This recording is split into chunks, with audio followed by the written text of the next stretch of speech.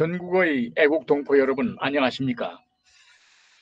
지금부터 제21차 문재인과 민주당 반역 심판 화상대화 국민걸기대회를 시작하겠습니다.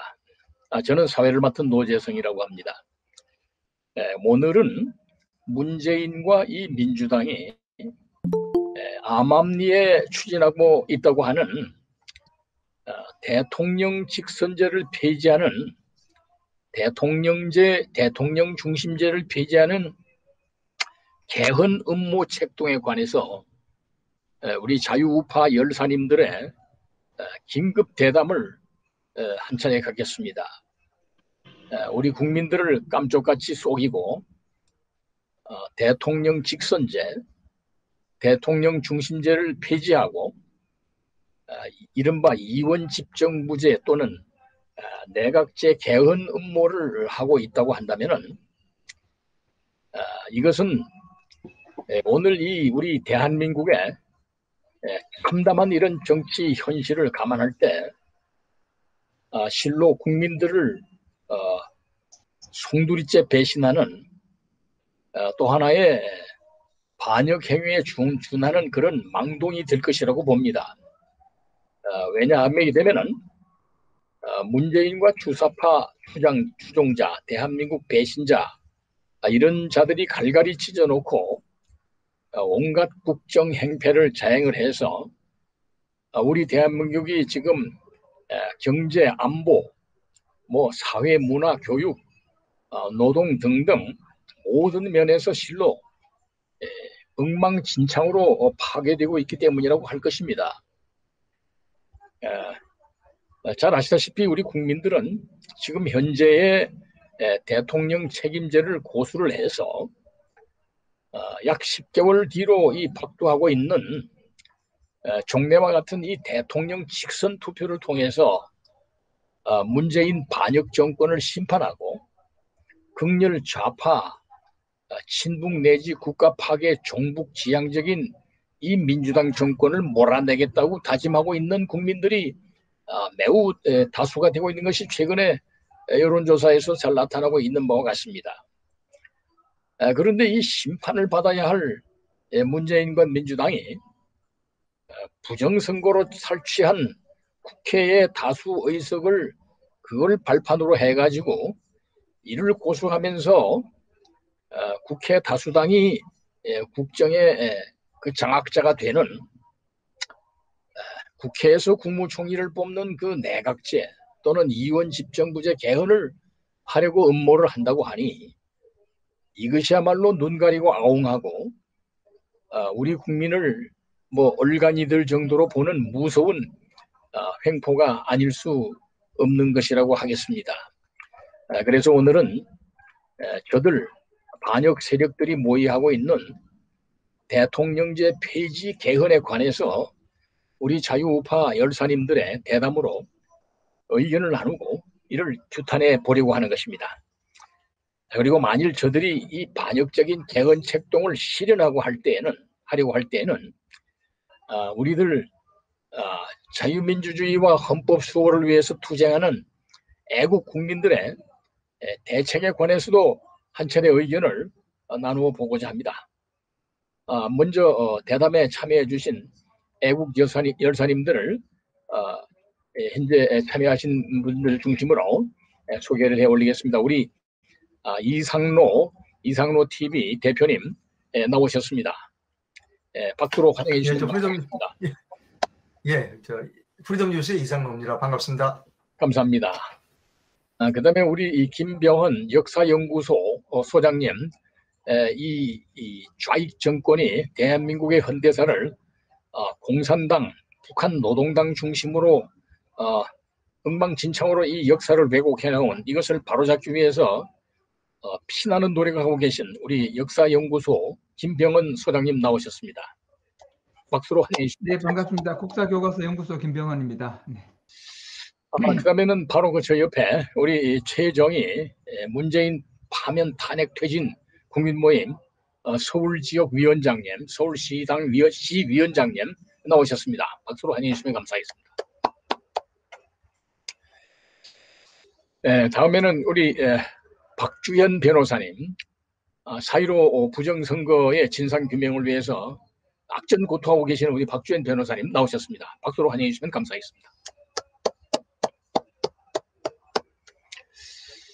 다음에는 정의사회 구현을 바라는 전국 교수 모임 김성진 공동대표님 나오셨습니다. 박수로 환영해 주시면 감사하겠습니다.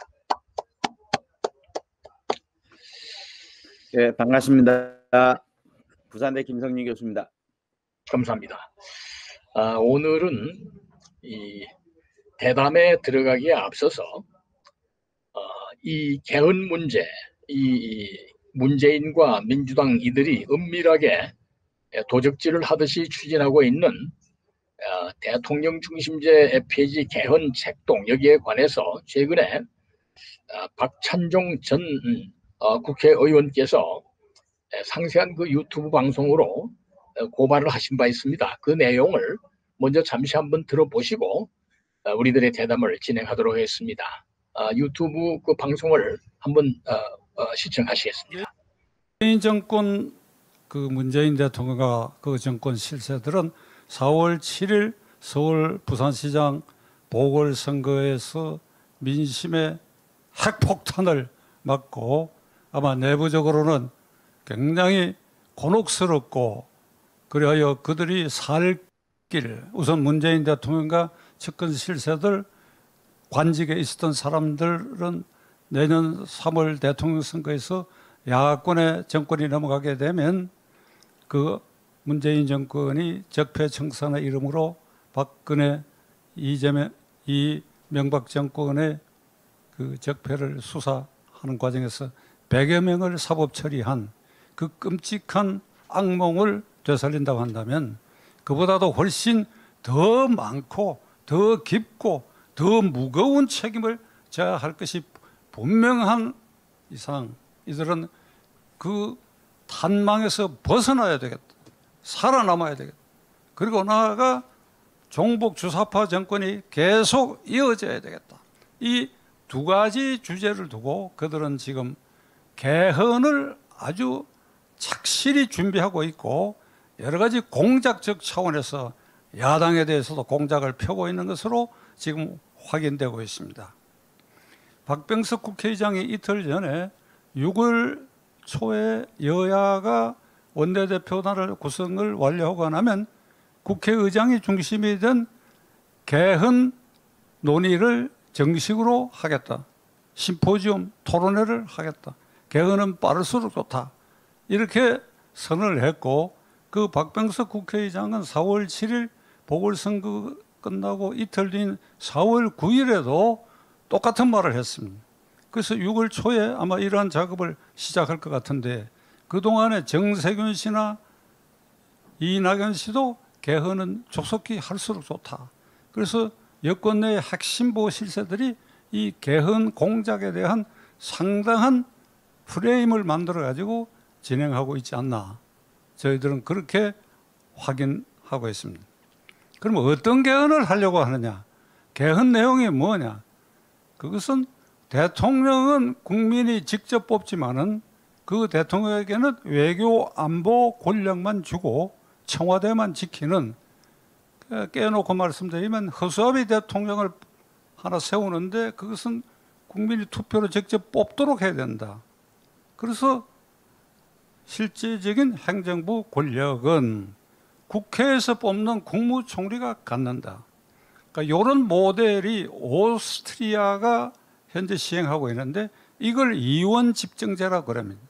실질로 내각제지만은 허수아비 대통령을 일단 국민이 뽑는 형식을 취하기 때문에 이걸 이원 집정제라고 그러는데 이들이 모색하는 것도 오스트리아형이니까 용어에 있어서 내각제나 이원 집정제나 같은 말이라고 여러분들이 이해해 주시면 좋겠습니다.